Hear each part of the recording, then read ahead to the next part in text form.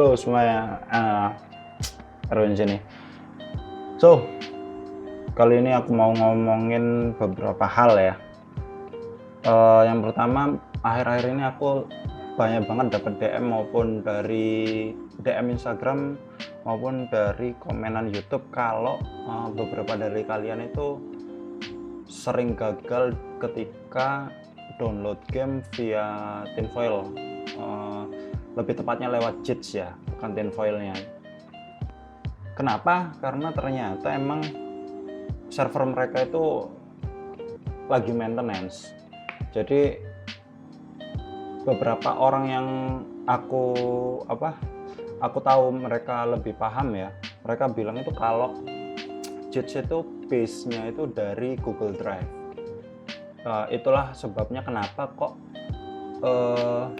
banyak yang kena limit akhirnya. Kan beberapa ada yang bilang, oh, kok ini kenapa kok ada limit-limitnya gitu. Ternyata emang di Google Drive itu kan juga ada limitnya. Jadi ketika yang download itu udah memenuhi kuota, jadi biasanya itu 1 kali 24 jam akan direset gitu. Jadi kalau nggak salah berapa ya kemarin itu 750 giga atau berapa gitu. Jadi kalau udah mencapai 750 giga data yang orang itu download, itu kita tuh udah nggak bisa download lagi di hari itu. Jadi nunggu sekitar 1 kali 24 jam. Jadi gitu. Dan yang kedua, nggak tahu kenapa ya, mungkin karena mereka juga lagi maintenance. Game-game baru itu jadi nggak banyak yang nggak diupdate gitu di cheats-nya itu sendiri gitu. Sebagai contoh, satu contoh aja, ini Plants vs Zombie ini rilis harusnya itu tanggal 19 ya, 19 Maret kemarin, tapi sampai video ini dibuat ini tanggal 21 pagi itu belum ada. Jadi akhirnya aku kembali ke rutinitas sebelum aku kenal tinfoil ya, yaitu downloadnya tuh via website. Nah, website yang suka aku kunjungi itu yang paling update lah ya, itu namanya NSW2U. Nanti tak kasih ininya aja, screenshotnya aja. Nah, di situ itu ternyata dia udah update di tanggal 19 itu. Cuma aku ngerasa aku positive thinking aja, paling habis ini masuklah ke tinfoil gitu. Ternyata sampai 2 hari pun bahkan nggak diupdate. Jadi ya udahlah, akhirnya aku pakai kemarin itu pakai OTG gitu, tak masukin sini, terus tak installnya via DPI. Sebenarnya bisa lewat tinfoil, cuma aku lebih suka lewat DPI ya daripada tinfoil. Jadi kalau buat teman-teman yang ngerasa kira-kira mau download tapi susah di tinfoil, sekarang lagi susah emang seminggu belakangan lah ya, mending lewat nsw.2u aja. Di situ ada update-nya juga, ada base-nya. Kalau bisa untuk yang XSOS pun, XSOS users itu kalau bisa ambil aja yang NSP. Jadi soalnya kenapa?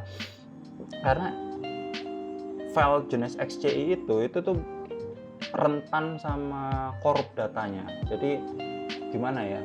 XCI itu kan datanya itu udah mateng ya, dalam artian tinggal play kalau di SSOS.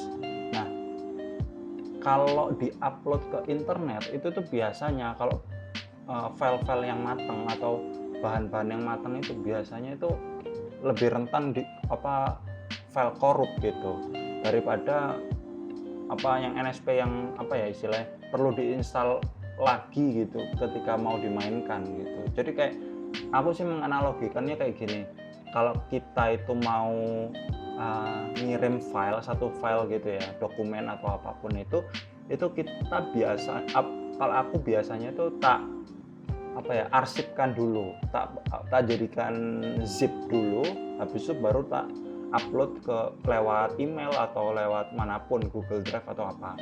Jadi biar si file yang kita kirim itu tuh nggak korup atau pecah lah gitu, kayak gitu. Jadi itu semoga menjawab. Sama aku mau ngomongin tentang banyak permintaan juga dari teman-teman, khususnya lewat viewer-viewer yang ada di YouTube ya, aku juga nggak tahu, uh, banyak yang minta beli Nintendo Switch di aku gitu. Ya aku senang-senang aja gitu. Cuma kebetulan kayak ini misalnya ya, ini tuh aku tinggal satu, posisi tinggal satu, sementara permintaan itu ada tiga, ada tiga, ya ada tiga itu. Jadi aku nggak enak gitu untuk apa ya, untuk nggak menghiraukan mereka gitu. Tapi gimana ya, maksudnya agak susah juga karena aku juga ngejual itu harganya juga di bawah pasar gitu.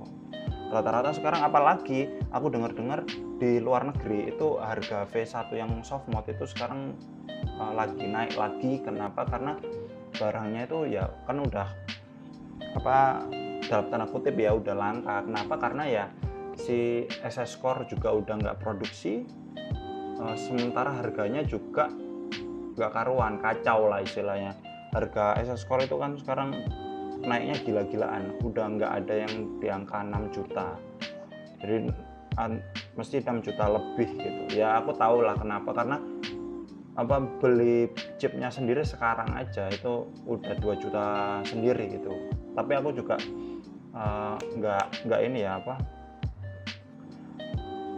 nggak akan bisa nalar kalau ada orang yang masih mau beli chipnya sekarang gitu. Makanya aku selalu bilang, kalau kalian mau bikin mau bikin CFW sementara mesin kalian tuh masih OFW, mending mesin kalian kayak dijual dulu baru beli yang udah jadi CFW-nya. Kenapa? Karena itu jauh lebih murah daripada kalian ngebangun CFW-nya itu sendiri gitu. Apalagi sekarang yang pakai SS Core gitu, pakai chip. Tapi kalau yang soft mode yang kayak gini, oh ya by the way, aku selalu jual itu cuma hanya untuk yang soft mode ya, karena aku mau after sales-nya itu masih tetap tak jaga gitu. Sementara kalau hard mode itu, aku tuh takutnya itu nanti yang masalah bukan dari software melainkan dari hardware-nya. Dan aku tuh nggak cukup mau, sebenarnya bisa karena itu kan cuma solderan, cuma aku nggak cukup mau untuk ngeladenin itu gitu, karena resiko juga gitu. Sementara kalau soft mode ya udah, karena ini software pasti kendalanya ada di software, dan itu aku udah cukup mampu untuk nanganin hampir semua masalah tentang soft mode-nya ini sendiri. Jadi ya itu makanya kenapa aku nggak mau jual hard mode bilang gitu. Dan aku juga nggak bikin ini ya, nggak buka jasa nge-CFW-in mesin ya, apapun itu soft mode maupun hard mode. Tapi kalaupun mesin kalian itu kompatibel untuk bisa di soft mode, aku akan ajarin gratis gitu. Mungkin dibimbing lewat DM IG atau WhatsApp, terserah lah maunya gimana gitu.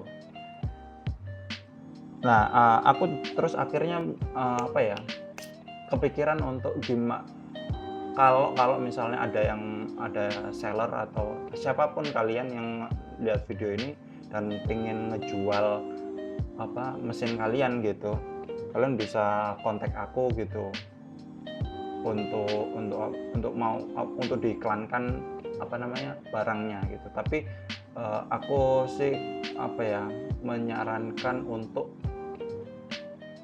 pasang harga nggak jauh-jauh dari harga yang aku patok gitu, karena sekali lagi aku bilang kalau ini tuh nggak pure masalah bisnis ya. Jadi aku cuma nyari senangnya aja, makanya aku jual juga harganya di bawah pasar, yang mana itu adalah 4,6 untuk seri 128GB dengan Joy-Con yang reguler. Jadi reguler itu neon blue and red and blue, atau reguler grey gitu. Tapi kalau yang kayak gini, ini kan kebetulan aku dapat Joy-Con yang nggak reguler ya, apa unregular lah. Ini kuning sama biru. Ini kalau dijual, ini kalau beli barunya ini tuh masih 1,3an gitu. Jadi mungkin aku biasa akan naikin si Joy-Con-nya ini. Kalau dapat Joy-Con yang unregular kayak gini itu biasanya 200.000. Jadi kalau biasanya aku jual Joy-Con-nya sendiri kayak gini, itu tuh biasanya aku patok harganya itu biasa kan ke reguler 700. Kalau yang unregular kayak gini tuh biasanya 900 seperti itu. Jadi mungkin itu aja video kali ini. Aku cuma mau ngobrolin tentang itu. Mungkin next time aku bakal ngobrolin tentang topik-topik yang lain. Thank you udah mau tanya-tanya lewat IG maupun lewat ditulis di kolom komen. Oh ya, juga ini aku juga ingatkan sekali lagi, kalau ada teman-teman yang mau ngejual mesinnya bisa kontak aku, tapi aku consider untuk jangan jauh-jauh harganya dari patokan yang aku biasa jual gitu. Kenapa? Karena ya kita untuk cari teman aja. Aku takutnya cuma susah laku aja gitu aja. Oke, thank you. Selamat malam, dadah.